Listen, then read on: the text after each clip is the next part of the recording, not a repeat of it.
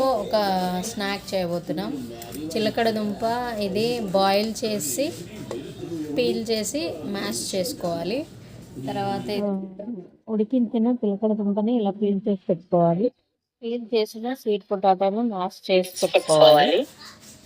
దానిలో ఉల్లిపాయలు, పచ్చిమిర్చి, తగినంత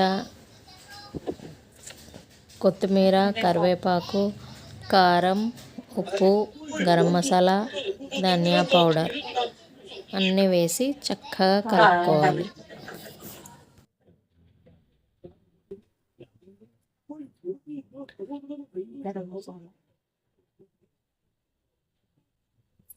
బియ్యం పిండి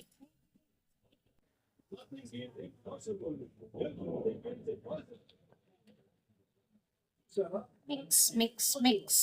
ఇది బొంబాయి రవ్వ అండి. చూడండి, ఇలా మనం రవ్వతో డస్టింగ్ చేసుకొని చేసి పెట్టుకున్నాం. ఇప్పుడు ఫ్రై చేసేస్తాం.